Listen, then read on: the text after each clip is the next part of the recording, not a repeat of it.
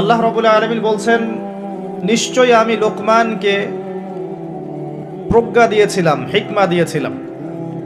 নিশ্চয়ই আমি লোকমানকে প্রজ্ঞা দিয়েছিলাম এবং তাকে আদেশ করেছিলাম সে যেন আল্লাহর শুকরিয়া আদায় করে। প্রকৃতপক্ষে যে আল্লাহর শুকরিয়া আদায় করে সে নিজের ভালোর জন্যই তা করে। যদি কেউ আল্লাহর কৃতজ্ঞতা প্রকাশ না করে, কুফরি করে, এতে আল্লাহ পাকের কিছুই এসে যায় না। আল্লাহ পাক গনিউন হামিদ, অভাব মুক্ত এবং প্রশংসিত। কে এই লুকমান হাকিম যাকে প্রজ্ঞা দেয়া হয়েছে? তাফসীরের গ্রন্থগুলোতে দেখলে দেখা যায় যে তিনি নবী ছিলেন কি ছিলেন না এটা নিয়ে অনেক বিতর্ক আছে। এক শ্রেণীর আলেম বলতেন যে তিনি নবী ছিলেন, আর আরেক শ্রেণীর আলেম বলতেন যে তিনি নবী ছিলেন না, বরং একজন আল্লাহর ওলি ছিলেন। তিনি যে একজন নবী ছিলেন না এই মতবাদটা বেশি শক্তিশালী। কোরআনুল কারীমে এমন কিছু মানুষের কথা উল্লেখ করা আছে যারা নবী ছিলেন কিনা এ বিষয়ে সন্দেহ আছে, কিন্তু তাদেরকে আল্লাহ পাক যে ইলম আর হিকমা এবং প্রজ্ঞা দিয়েছেন এ বিষয়ে কোনো সন্দেহ নাই। যেমন একজন ব্যক্তির নাম হচ্ছে খিদর আলাইহিস সালাম, নাম শুনেছেন? আর একজনের নাম যুলকারনাইন, নাম শুনেছেন? নবী মুসা আলাইহিস সালাম একদিন জনগণের সামনে ভাষণ দিচ্ছেন। তার খুতবা শেষ হওয়ার পর একজন ব্যক্তি উঠে দাঁড়িয়ে বলল, হে মুসা আলাইহিস সালাম, তুমি অত্যন্ত চমৎকার একটা বক্তব্য দিয়েছো। তুমি কি পৃথিবীর সবচেয়ে জ্ঞানী মানুষ? নবী মুসা আলাইহিস সালাম বললেন, হ্যাঁ, আমি পৃথিবীর সবচেয়ে জ্ঞানী মানুষ। তিনি এই অর্থে বলেছিলেন যে তার কাছে আল্লাহর ওয়াহি আসে, তাওরাত তার উপর নাজিল হয়। আল্লাহর ওয়াহি যার কাছে আসে তার চেয়ে কোনো জ্ঞানী মানুষ থাকতে পারে? জ্ঞানের উৎস কি? মানুষের মস্তিষ্ক প্রসূত যুক্তি, বিজ্ঞান এবং দর্শন, না আল্লাহর ওয়াহি? জ্ঞান কোথা থেকে এসেছে? ওয়াল্লামা আদামাল আসমাআ কুল্লাহা, আল্লাহ পাক বলছেন আমি আদম আলাইহিস সালামকে সমস্ত নাম শিক্ষা দিয়েছি। জ্ঞান কে শিক্ষা দিয়েছেন? আল্লামাল ইনসানা মা লাম ইয়ালাম, তিনি মানুষকে সেই জ্ঞান শিক্ষা দিয়েছেন যা মানুষ জানতো না। কে শিক্ষা দিয়েছেন? সৃষ্টিগতভাবে আমরা জ্ঞানী ছিলাম না, আল্লাহ পাক আমাদেরকে জ্ঞান শিক্ষা দিয়েছেন। জ্ঞানতাত্ত্বিক দর্শনের বইগুলো পড়লে আমরা দেখি এক শ্রেণীর দার্শনিক বিতর্ক করতেন যে জ্ঞান মানুষ সৃষ্টিগতভাবেই নিজেদের ডিএনএর মধ্যে পেয়েছে, এদেরকে বলা হয় বুদ্ধিবাদী দার্শনিক। আবার আরেক শ্রেণীর দার্শনিক বলতেন না, মানুষ অভিজ্ঞতা থেকে যা অর্জন করে সেটাই হচ্ছে জ্ঞান। আবার নতুন আধুনিক কিছু দার্শনিক এসেছিলেন যারা বলতেন আসলে বুদ্ধিবাদও নয়, অভিজ্ঞতাবাদও নয়, মানুষ বুদ্ধি অভিজ্ঞতা উভয়ের সমন্বয়ে জ্ঞান শিখে। এদেরকে বলা হতো সমন্বয়বাদী দার্শনিক। তো আমরা দেখি যে দার্শনিকগণ কোনো সলিউশনে যেতে পারেন না, তর্ক করতে থাকেন, বিতর্ক করতে থাকেন, কিন্তু কোনো কুল কিনারা খুঁজে পান না। কারণ তারা চূড়ান্ত অসীম সত্তার কাছে আত্মসমর্পণ করতে পারেন না। তিনি কে? আমরা জানি জ্ঞান আল্লাহর পক্ষ থেকে আসে। আল্লাহ পাক সূরা কাহফের মধ্যে বলেছেন 29 নম্বর আয়াতে, ওয়াকুলিল হাক্কু মির রাব্বিকুম, হে নবী মুহাম্মদ সাল্লাল্লাহু আলাইহি ওয়াসাল্লাম, হক বা সত্য বা জ্ঞান বা ন্যায় অন্যায়ের মানদণ্ড বা সত্য মিথ্যার মানদণ্ড তোমার রবের পক্ষ থেকে আসে, ফুল স্টপ। জ্ঞান ন্যায় অন্যায়ের মানদণ্ড তোমার রবের পক্ষ থেকে আসে। ফামান শাআ ফালইউমিন, যার ইচ্ছা হয় সে ঈমান নিয়ে আসুক, ওয়ামান শাআ ফালইয়াকফুর, যার ইচ্ছা হয় সে অস্বীকার করুক। ইন্না আ'তাদনা লিযালিমিনা নারান, আমি অস্বীকারকারী জালেমদের জন্য আগুন প্রস্তুত করে রেখেছি। বলেন আউযু বিল্লাহ। আমরা বিশ্বাস করি আল্লাহ রাব্বুল আলামিন সমস্ত বিষয়ের স্রষ্টা। বিগ ব্যাং থেকে মহাবিশ্ব সৃষ্টি হয়নি, বরং বিগ ব্যাংকে আল্লাহ পাক সৃষ্টি করেছেন। আমরা এটা বিশ্বাস করি। আমরা বিশ্বাস করি আল্লাহ পাকের পক্ষ থেকেই চূড়ান্ত জ্ঞান আসে। কিভাবে আসে? ওহীর মাধ্যমে আসে। আল্লাহ পাক কি সরাসরি মানুষের সাথে কথা বলেন? বলেন না। আল্লাহ পাক একটা মাধ্যম অবলম্বন করেন। মানুষের মধ্যে কিছু মানুষকে আল্লাহ পাক বাছাই করে নেন যাদের কাছে আল্লাহর পক্ষ থেকে ওহী নাজিল করা হয়। আর এই ওহী হচ্ছে চূড়ান্ত জ্ঞান, সত্য মিথ্যার চূড়ান্ত মানদণ্ড। কিভাবে নাজিল হয়? মালায়েকার মাধ্যমে। কোন মালায়েকা? তার নাম জিবরাইল আলাইহিস সালাম। এভাবেই প্রত্যেক যুগে যুগে আল্লাহ রাব্বুল আলামিন সৃষ্টির শুরু থেকেই ওহী নাজিল করেছেন। তাই আমরা বলতে পারি সভ্যতা শুরু হয়েছে নবী দ্বারা, আর মানুষ সভ্য হয়েছে ওহী দ্বারা। কথা কি বুঝতে পারছেন? বাকি যা কিছু আছে এগুলো বাতিল। আল্লাহর ওহীর বিপক্ষে যা যাবে সেটা বাতিল। মানুষের বুদ্ধি, মানুষের অভিজ্ঞতা, মানুষের দর্শন, মানুষের বিজ্ঞান, এগুলো যদি কোরআন সুন্নাহ বা ওহীর আলোকে হয়, অনুকূলে হয়, মানতে কোনো আপত্তি নেই আমাদের।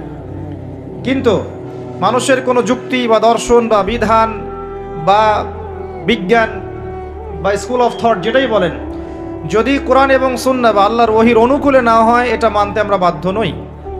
কেউ যদি বলে সমকামিতা খুব ভালো কাজ, একজন ছেলে আরেকজন ছেলেকে বিয়ে করতে পারে। কেউ যদি বলে সমকামিতা ভালো, এটা ব্যক্তি স্বাধীনতা, একটা মেয়ে একটা মেয়েকে বিয়ে করতে পারে। কেউ যদি বলে পর্দা করা ভালো জিনিস নয়, বেপর্দা চলাই ভালো, ফেমিনিস্ট রেভলিউশন ভালো, নারী পুরুষ একাকার হয়ে চলাফেরা করবে, এটা ভালো। কেউ যদি বলে মাদক দ্রব্য ভালো, মাদক খেলে মানুষের মধ্যে জোশ আসে। কেউ যদি বলে সুদ ভালো, সুদের মাধ্যমে অর্থনীতির উন্নতি হয়, অগ্রগতি হয়, প্রগতি হয়, ইত্যাদি ইত্যাদি। এ ধরনের কথাবার্তা যে বা যারাই বলুক না কেন, যেহেতু এগুলো কোরআন এবং সুন্নাহর অনুকূলে নয়, এগুলো মানতে আমরা বাধ্য নই। এগুলো ছেড়ে দেয়াই, অস্বীকার করাই, এগুলোর সাথে কুফরি করাই আমাদের ঈমান। আল্লাহ পাক কিন্তু আমাদেরকে কুফরিও করতে বলেছেন, আছে না কোরআনে? যে ব্যক্তি তাগুতের সাথে কুফরি করবে এবং ঈমান নিয়ে আসবে, সে ব্যক্তি এমন হাতল ধরলো, ফাকাদ ইসতামসাকা বিল উরওয়াতিল উসকা লা ইনফিসালা লাহা। আছে না আয়াত? আচ্ছা, এভাবে যারা চিন্তা করে তাদেরকে মুসলিম বলা হয়। আর ইসলাম নতুন কোনো ধর্ম নয়। ইসলাম শুধু একটা ধর্মই নয়, এটা একটা কোড অফ লাইফ, জীবন ব্যবস্থা। ধর্ম কাকে বলে? যেখানে আচার অনুষ্ঠান, কৃষ্টি কালচার থাকে। আর জীবন ব্যবস্থা কাকে বলে? যেখানে জীবনের প্রতিটা বিষয়ের সমাধান থাকে। এখন ইসলাম কি, এই প্রশ্ন আপনাকেই করছি, আপনি বলুন, ইসলামে কি শুধু কৃষ্টি কালচার আছে, না জীবনের সব কিছুর সমাধান আছে? কিভাবে ইবাদত করবেন ইসলাম বলেনি? কিভাবে ব্যবসা করবেন কোরআন হাদিস বলে নাই? কিভাবে আপনি পরিবার চালাবেন, সমাজ চালাবেন, বিশ্বের অন্যান্য দেশের সাথে আপনি ডিল করবেন, এগুলো কোরআন সুন্নাহ বলেনি? কোরআনুল কারীম এবং নবীর হাদিস আমাদেরকে শিখাচ্ছে কেমন করে চুল আঁচড়াতে হয়। কেমন করে চুল আঁচড়াতে হয় এটাও কোরআন হাদিসের মধ্যে আছে। কেমন করে ইস্তেঞ্জা করতে হয়, বাথরুমে যেতে হয়, এটাও কোরআন হাদিসের মধ্যে আছে। কেমন করে খাবার খেতে হয়, কোরআন হাদিসের মধ্যে আছে। কেমন করে আপনি পরিবার চালাবেন, ব্যবসা বাণিজ্য করবেন, মুআমালাত করবেন, মানুষের সাথে মিশবেন, আত্মীয়দের সাথে মিশবেন, প্রতিবেশীর হক আদায় করবেন, সামাজিক কাঠামোকে ধরে রাখবেন, কিভাবে আল্লাহর জমিনে আল্লাহর দ্বীনের বিধানগুলো এস্টাবলিশ করবেন, কোরআন সুন্নাহর মধ্যে নাই? এমন একটা বিষয় দেখান যেটা কোরআন এবং সুন্নাহে নাই। অনেস্টলি বলেন কোনটা নাই, হটকারিতা করে নয়। হটকারিতা কি? একজন মানুষ জানে যে কোরআন সুন্নাহে সবকিছু আছে, এর পরেও বিরোধিতা করে, এটাকে বলা হয় হটকারিতা। আর একজন ব্যক্তি জানে না যে কোরআন সুন্নাহে কি আছে, এরপরে বিরোধিতা করে, এই ব্যক্তি কুফরি করছে, হটকারিতা করছে নয়। এখন হটকারী না হয়ে একজন বিজ্ঞ মানুষ হিসেবে, নিরপেক্ষ মানুষ হিসেবে আপনি বলেন যে কোরআন এবং সুন্নাহে প্রত্যেকটা বিষয়ের সমাধান আছে কি নাই। কেউ মেনে নেয় যে হ্যাঁ সমাধান আছে, কিন্তু আমরা বাস্তবায়ন করতে পারি না, তার হিসেব একরকম হবে। সে মেনে নিয়েছে আকীদাগতভাবে যে কোরআন এবং সুন্নাহে সব কিছু আছে এবং কোরআন এবং সুন্নাহর মধ্যেই জীবনের প্রত্যেকটা বিষয়ের সমাধান আছে, কিন্তু পারিপার্শ্বিকতার কারণে, বৈশ্বিক প্রেক্ষাপটের কারণে, দুর্বলতার কারণে, ইমানের দুর্বলতার কারণে, ইত্যাদি কারণে আমি এগুলোকে 100% বাস্তবায়ন করতে পারি না, তার হিসেব একরকম। আল্লাহ পাক তাকে মাফ করেও দিতে পারেন ইনশাআল্লাহ তাআলা, কারণ তার আকীদা ঠিক ছিল। আরেকজন ব্যক্তির আকীদা হচ্ছে এগুলো নাই, কোরআন সুন্নাহর মধ্যে সবকিছু নাই, কোরআন হাদিসে যা আছে এর চাইতে আমি বেশি ভালো বুঝি, আমার বুঝটা এর চাইতে ভালো বা এর সমমানের, এই ব্যক্তি স্পষ্ট কাফের, স্পষ্ট মুশরিক। দুজনের হিসাব একরকম হবে না। এভাবে যারা চিন্তা করে তাদেরকে মুসলিম বলা হয়। আর ইসলাম নতুন কোনো ধর্ম নয়। আদম আলাইহিস সালাম থেকে শুরু করে মুহাম্মদ সাল্লাল্লাহু আলাইহি ওয়াসাল্লাম পর্যন্ত প্রত্যেকটা নবী সভ্যতার ধারক এবং বাহক ছিলেন, এবং তারা সকলেই মুসলিম ছিলেন। তারা নতুন কোনো ধর্ম নিয়ে আসেন নাই। পরবর্তীতে মানুষ আল্লাহর দ্বীনকে বিকৃত করেছে, আল্লাহর নাজিলকৃত বিধানকে, তাওরাতকে, জাবুরকে, ইনজিলকে, সুহফে মূসা, ইব্রাহিম, এগুলোকে বিকৃত করেছে। বিকৃত করার পরে আল্লাহ পাক নতুন রিলিজন পাঠিয়েছেন, নতুন শেপে, নতুন ফর্মে, নতুনভাবে, একই বিষয় দিয়েই যে লা ইলাহা ইল্লাল্লাহ, আল্লাহ ছাড়া কোনো ইলাহ নেই। ওয়ালাকাদ বাআসনা ফি কুল্লি উম্মাতির রাসূলা আন ই'বুদুল্লাহ ওয়াজতানিবুত তাগুত। আল্লাহ পাক বলছেন আমি প্রত্যেকটা সম্প্রদায়ের মধ্যে নবী রাসূল পাঠিয়েছি, দুইটা দাওয়াত দিয়ে পাঠিয়েছিলাম, তোমরা আল্লাহর ইবাদত করবে, তাগুতকে বর্জন করবে। সিম্পল। প্রত্যেক নবী রাসূল এই কাজই করে গেছেন। তাই মূসা আলাইহিস সালাম ইহুদি ছিলেন বিষয়টা এমন নয়, তিনি একজন মুসলিম ছিলেন। নবী ঈসা আলাইহিস সালাম খ্রিস্টান ছিলেন না, তিনি একজন মুসলিম ছিলেন। আদম আলাইহিস সালাম, নূহ আলাইহিস সালাম, ইব্রাহিম, মূসা, ঈসা, মুহাম্মদ সাল্লাল্লাহু আলাইহি ওয়াসাল্লাম সবাই মুসলিম ছিলেন। তারা কেউ নতুন ধর্ম নিয়ে আসে নাই। এখনকার বই পুস্তকে লেখা থাকে যে ইসলাম ধর্মের প্রবর্তক হচ্ছেন মুহাম্মদ সাল্লাল্লাহু আলাইহি ওয়াসাল্লাম। নাউযুবিল্লাহ। তিনি কি ইসলাম ধর্মের প্রবর্তক না প্রচারক? শব্দ চয়নে এত গাফলতি কেন?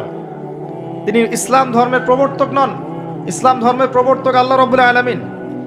আদম আলাইহিস সালাম মুসলিম ছিলেন, নূহ আলাইহিস সালাম মুসলিম ছিলেন, প্রত্যেক নবী রাসূলই মুসলিম ছিলেন। তারা নতুন কোনো ধর্ম দিয়ে যান নাই, তারা ইসলাম দিয়েই গেছেন। ইসলাম চির নতুন, চির প্রাচীন, চির আধুনিক। মুহাম্মদ সাল্লাল্লাহু আলাইহি ওয়াসাল্লাম ইসলাম ধর্মের প্রবর্তক নন, বরং প্রচারক। আমরা সংক্ষিপ্ত আকারে হিস্ট্রি ঘাটলে দেখব প্রত্যেক যুগে যুগে যারাই আল্লাহ এবং তার রাসূলের আনুগত্য করেছে, আল্লাহ পাক তাদেরকে উদ্ধার করেছেন, বিপদ আপদ থেকে উদ্ধার করেছেন, দুনিয়াতেও সফল করেছেন, পরকালেও সফল করেছেন। বলেন সুবহানাল্লাহ।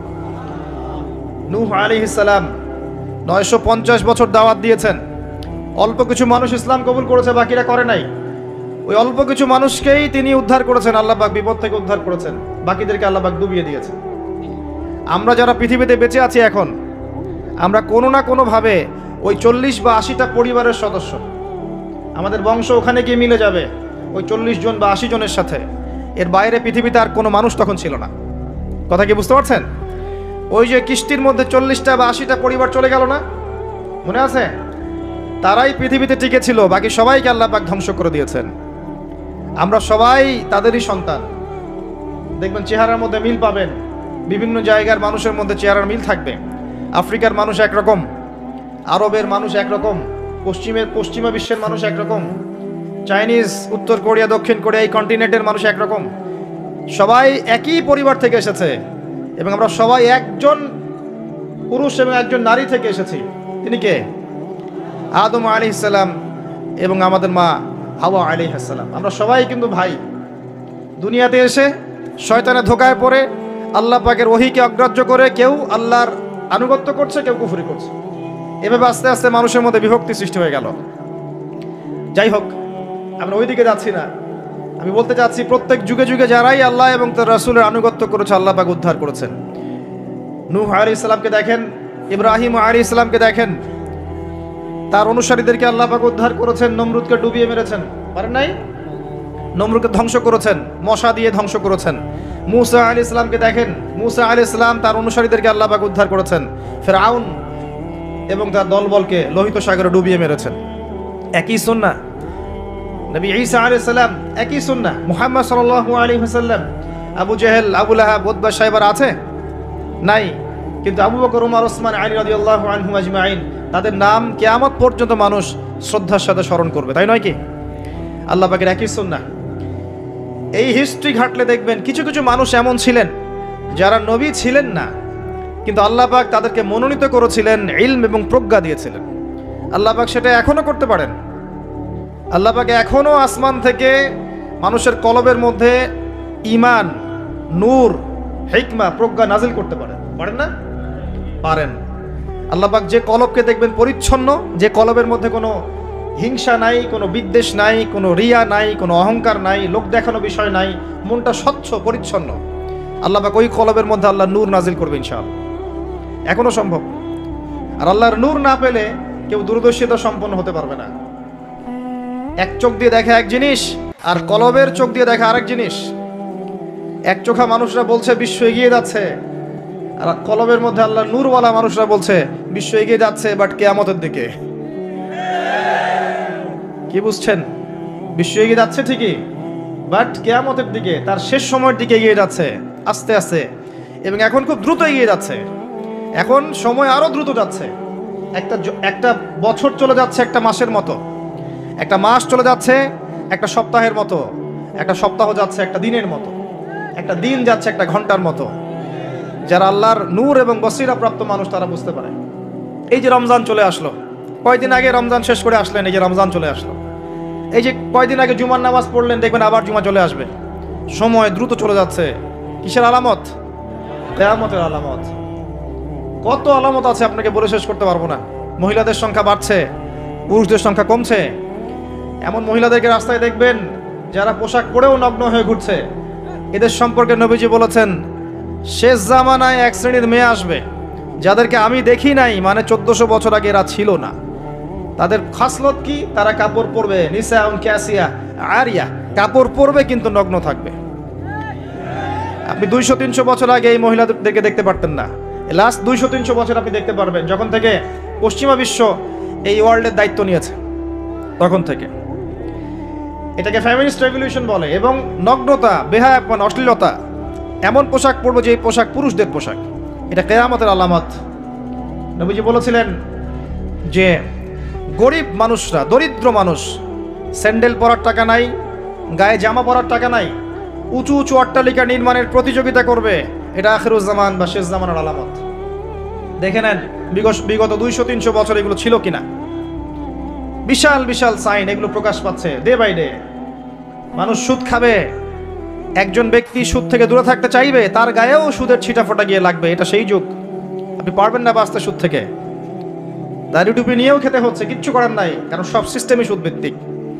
হয় খাচ্ছেন, না হলে দিচ্ছেন, না হলে সাক্ষী থাকছেন, না হলে লিখে রাখছেন, কিছু না কিছু করছেন। মানুষ মাদক খাবে, মাদককে হালাল মনে করে খাবে। মানুষ জেনা করবে, জেনাকে হালাল মনে করবে, হারাম মনে করবে না। মানুষ হত্যা করবে, যাকে হত্যা করবে সে জানবে না কেন হত্যা করছি, আর যে মারা যাবে সেও বুঝবে না কি জন্য আমাকে মারলো। পিতামাতার সাথে দাস দাসীর মতো আচরণ করা হবে, পিতামাতার সাথে দাস দাসীর মতো আচরণ করা হবে। সম্পদের জন্য সন্তান মাকে হত্যা করবে, বাবাকে হত্যা করবে।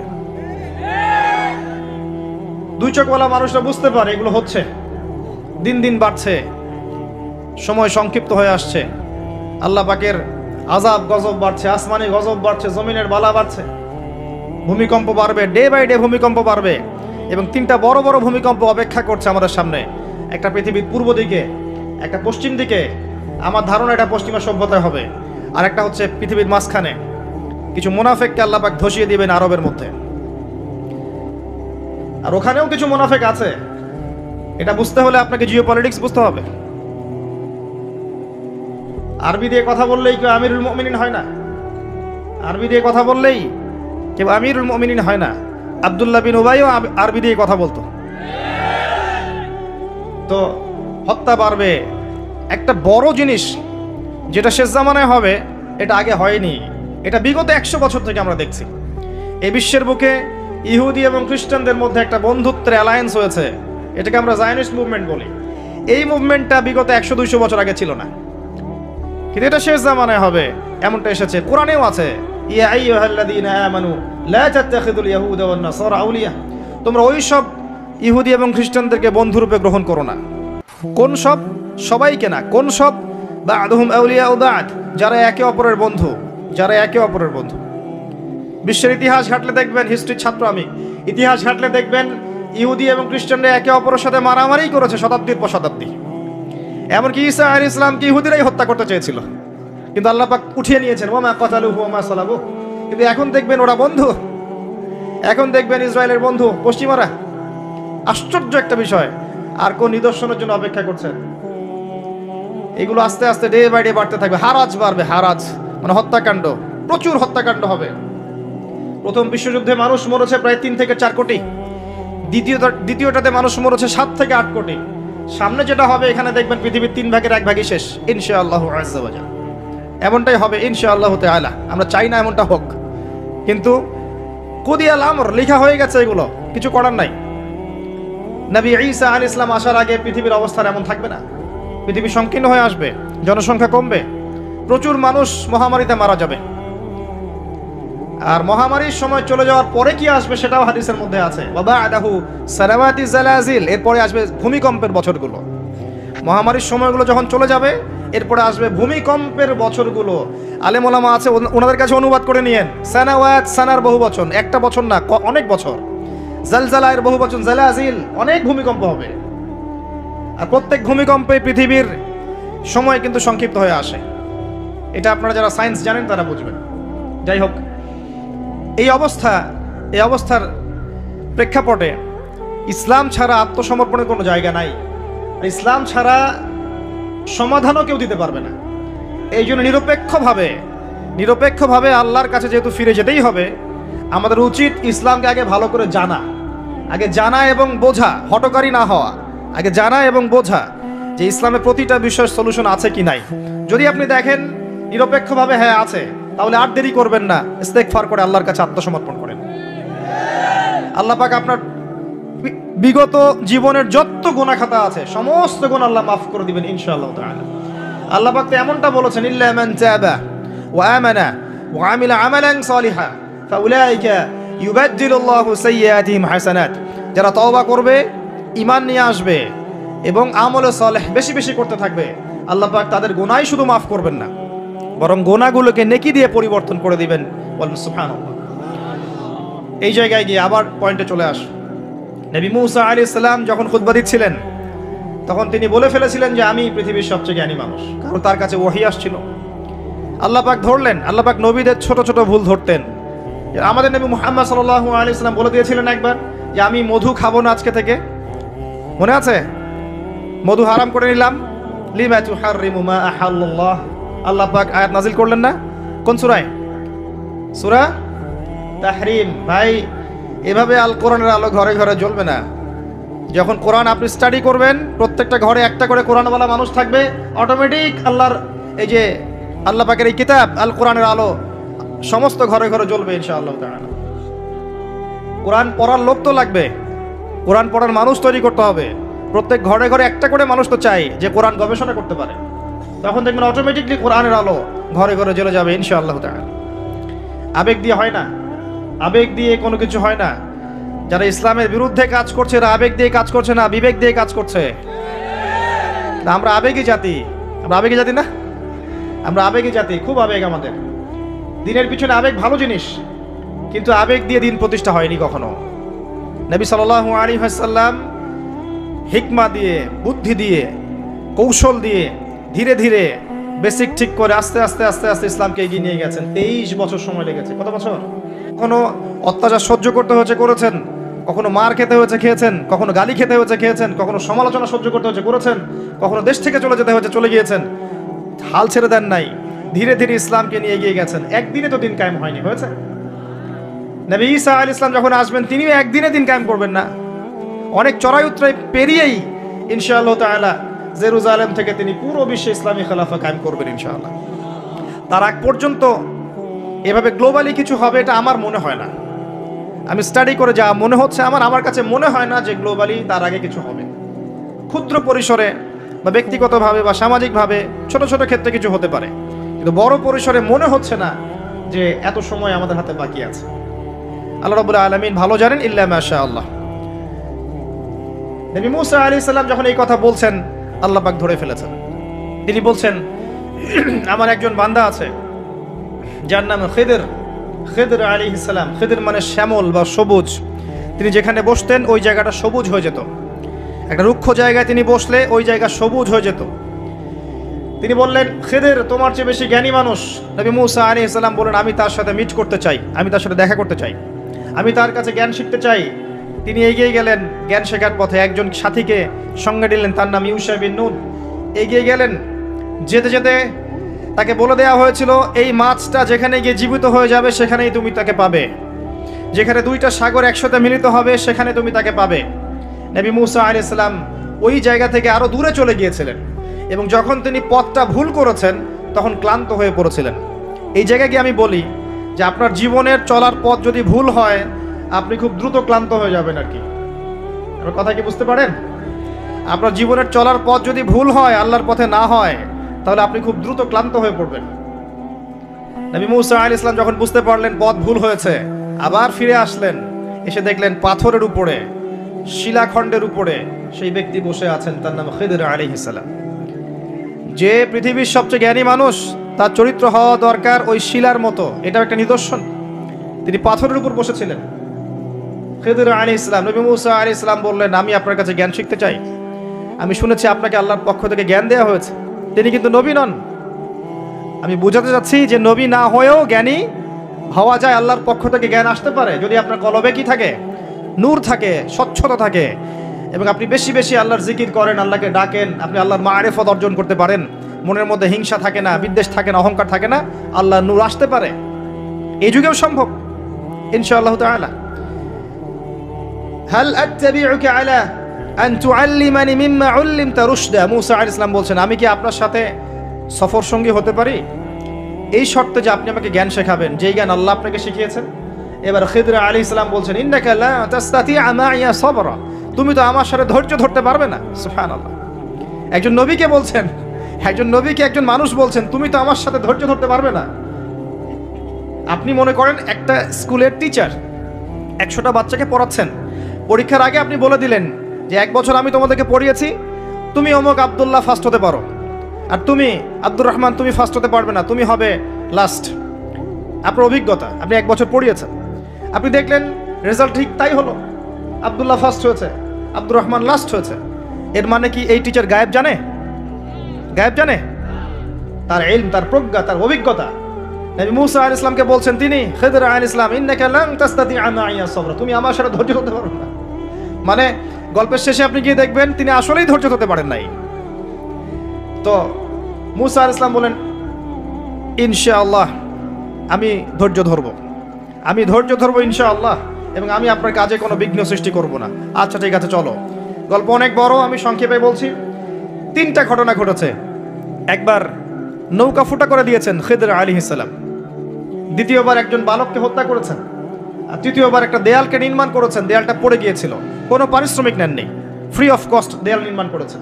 নবী মুসা আলাইহিস সালাম প্রত্যেকবার বলছেন যে আপনি এই কাজটা কেন করলেন, আপনি এই কাজটা কেন করলেন, বারবার জিজ্ঞাসা করছেন, ইন্টারফেয়ার করছেন। এবং খিদর আলাইহিস সালাম বলছেন, আমি কি বলিনি তোমাকে, আলাম আকুল লাক ইন্নাকা লান তাসতাতিআ মাইয়া সাবরা।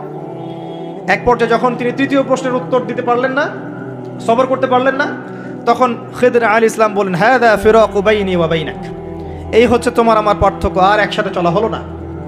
তবে যাওয়ার আগে আমি তোমাকে জানিয়ে দেব কেন আমি এই কাজগুলো করেছি। ওই নৌকা ফুটা না করলে ওই নৌকার পিছনে জলদস্যু ছিল, ভালো নৌকা হলে নিয়ে চলে যেত। আমি ওই ব্যক্তির ক্ষতি করিনি, বরং উপকার করেছি নৌকা ফুটা করে দিয়ে। ওই বাচ্চাকে হত্যা না করলে ওই বাচ্চার পিতা মাতা ছিল বড় আলেম, বড় আল্লাহওয়ালা, এই বাচ্চা বড় হলে নিজেও কাফের হতো, বাপ মাকেও কুফরিতে নিয়ে যেত। অনেকটা আমাদের নাস্তিক প্রজন্মের মতো আর কি। তিনি হত্যা করেছেন, আল্লাহর আদেশে হত্যা করেছেন। আর ওই যে দেয়াল নির্মাণ করেছি, এই দেয়ালের নিচে ছিল 2 জন এতিম বালকের রেখে যাওয়া পৈতৃক সম্পত্তি। তার বাবা মা রেখে গিয়েছিল সোনার কয়েন, রূপার কয়েন, এগুলো মাটির নিচে ছিল। তারা বড় হয়ে যেন এটা পায়, অন্য কেউ সিজ করতে না পারে, এই জন্য আমি এখানে দেয়াল নির্মাণ করেছি, কোনো পারিশ্রমিক নেই নাই। বাই দ্য ওয়ে, সোনার কয়েন আর রূপার কয়েনের কথা কোরআনে আছে, দিনার আর দিরহামের কথা কোরআনে আছে, যদিও বিশ্ব ব্যবস্থায় নাই। বিশ্ব ব্যবস্থার IMF নামে একটা সংগঠন আছে, ইন্টারন্যাশনাল মনিটারি ফান্ড, তারা আইন করে সোনার কয়েন আর রূপার কয়েনকে হারাম করে দিয়েছে। আপনি কি সেটা জানেন যে পশ্চিমারা সোনার কয়েন আর রূপার কয়েনটাকে হারাম করেছে অর্থনীতি থেকে? Ban, totally ban. তাদের আর্টিকেলস অফ চার্টারের মধ্যে আছে, লিখা আছে যে এই বিশ্ব বাজার থেকে সোনার কয়েন রূপার কয়েনকে ব্যান করে দেওয়া হবে। কেউ যদি আল্লাহর হালালকে হারাম করে তাকে আমরা কি বলতে পারি? কেউ যদি আল্লাহর হারামকে হালাল করে আর আল্লাহর হালালকে হারাম করে নেয় তাকে আমরা কি বলতে পারি? আর এই পাপটার নাম কি? সূরা তাওবার 31 নম্বর আয়াত অনুযায়ী এই পাপটাকে বলা হয় শিরক। জি, সূরা তাওবার 31 নম্বর আয়াত অনুযায়ী এই পাপটাকে বলা হয় শিরক।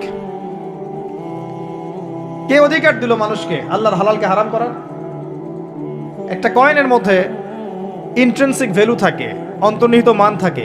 এখানে যতটুকু সোনা আছে এতটুকুই আছে, এর ইন্ট্রিনসিক ভ্যালু আছে, অন্তর্নিহিত মান আছে। আজীবনে এই মান কমে যাবে না ইনশাআল্লাহ তাআলা, বরং বাড়বে। আপনার কাছে যা দিয়েছে তারা এটা হারাম করার পরে এটার মান দিন দিন বাড়ে না, বরং দিন দিন কমতে পারে। এতে করে আপনি আপনার শ্রম হারাচ্ছেন, শ্রম হারাচ্ছেন। আপনি শ্রম দিয়ে টাকা আর্ন করছেন, সেই কঠোর পরিশ্রমের টাকার মান যখন কমে যায় তখন আপনার শ্রমটাও চলে যায়। কেউ আপনার শ্রমটা চুরি করে খেয়ে ফেলে। শুধু ব্যক্তি পর্যায়ে না, বড় বড় রাষ্ট্রকে তারা দেউলিয়া করতে পারে, করেছে হিস্ট্রিতে।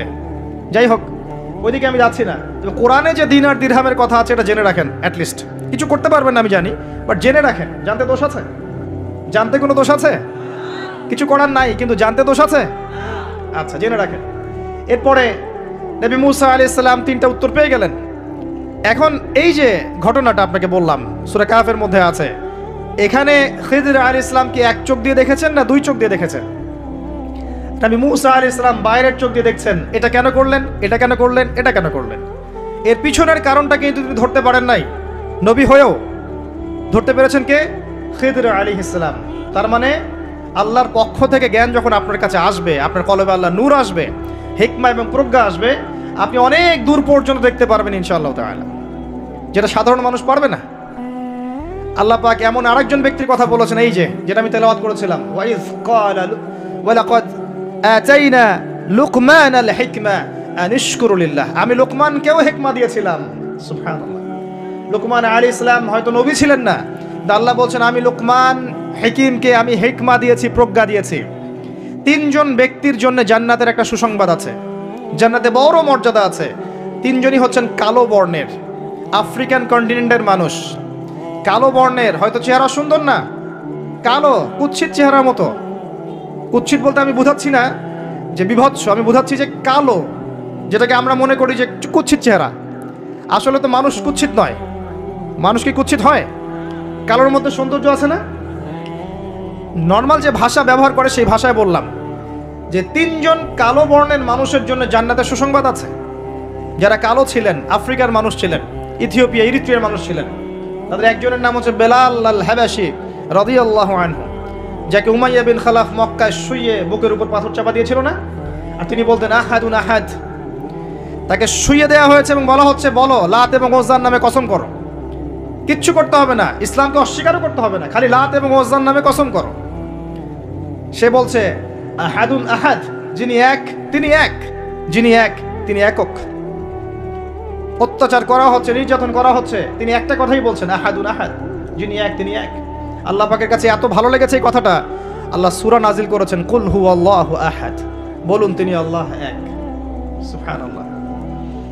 বেলাল রাদিয়াল্লাহু আনহুকে যেই মক্কায় নির্যাতন করা হয়েছে, ওই মক্কায় মক্কা বিজয়ের দিন তিনি কাবা ঘরের ছাদে উঠে আজান দিয়েছেন। সুবহানাল্লাহ। আল্লাহ পাক এইভাবেই দিন পরিবর্তন করে দেন। আল্লাহ পাক দিন সবসময় একরকম রাখেন না।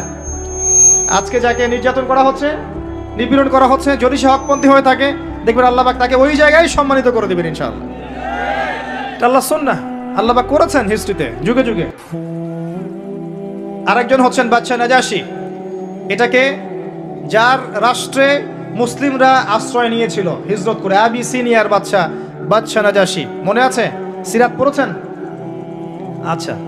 আরেকজন হচ্ছে লুকমান হাকিম আলাইহিস সালাম, তার উপরেও জান্নাতের বড় মর্যাদা আছে। তাকে অপশন দেয়া হয়েছিল নবুয়ত নিবেন নাকি প্রজ্ঞা নিবেন। তিনি নবুয়তের দায়িত্বটাকে ভারী মনে করেছেন এবং প্রজ্ঞাটাকে সহজ মনে করেছেন, এবং প্রজ্ঞাটাকে তিনি বেশি বেশি নেয়ার জন্য আল্লাহর কাছে দোয়া করেছেন। আল্লাহ রাব্বুল আলামিন তাকে প্রজ্ঞা নাজিল করেছেন, প্রজ্ঞা দিয়েছেন। আসেন তিনি কি বলছেন এবং একজন প্রজ্ঞাবান মানুষের আচরণ কেমন হওয়া উচিত। তিনি আল্লাহ পাক বলছেন ওয়ালাকাদ আতাইনা লুকমানাল হিকমা, আমি লোকমানকে হিকমা এবং প্রজ্ঞা দিয়েছি, আমার পক্ষ থেকে জ্ঞান শিক্ষা দিয়েছি।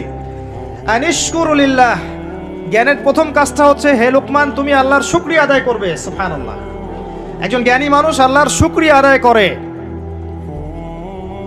ওয়া ইয়াশকুর ফাইন্নামা ইয়াশকুরু লিনাফসি, যে ব্যক্তি আল্লাহর শুকরিয়া আদায় করে সে নিজের নফসের ভালোর জন্যই সেটা করে। আল্লাহ পাক অন্য আয়াতে বলেছেন লাইন শাকারতুম লাযিদান্নাকুম, যদি তোমরা আল্লাহর শুকরিয়া আদায় করো আমি তোমাদের প্রতি আমার নেয়ামতকে কি করব? বাড়িয়ে দেব। ওয়ালা ইন কাফারতুম, যদি তোমরা কুফরি করো ইন্না আযাবি লাশাদীদ, আমার আযাব বড়ই কঠিন, বড়ই কঠিন। আমাদের উচিত দিনে কমপক্ষে 100 বার করে হলেও আলহামদুলিল্লাহ পড়া যাবে? যে কোনো অবস্থাতে আলহামদুলিল্লাহ, আলহামদুলিল্লাহ। ভাই কেমন আছেন? আলহামদুলিল্লাহ। ভাই পরিবার কেমন আছে? আলহামদুলিল্লাহ। ভাই চাকরি কেমন আছে, চলছে কেমন? আলহামদুলিল্লাহ। ব্যবসা কেমন? আলহামদুলিল্লাহ। এটা হচ্ছে সেই বান্দা নিদর্শন যার মনের মধ্যে আল্লাহর প্রতি ভক্তি শ্রদ্ধা আছে, যার মনের মধ্যে আল্লাহর নূর আছে। তার নিদর্শন হচ্ছে সে সব সময় শুকরিয়া আদায় করবে। একটা এক্সাম্পল দিচ্ছি, দেখেন ইব্রাহিম আলাইহিস সালাম ওই প্যালেস্টাইনে থাকতেন, আর এই যে এইখানে মক্কায় তার একজন স্ত্রী হাজারা আলাইহিস সালাম, ওইখানে একজন স্ত্রী সারা আলাইহিস সালাম। মনে আছে ঘটনা? আচ্ছা, তিনি আসলেন বাসায়, দরজা নক করছেন, যে বাসায় কে আছে?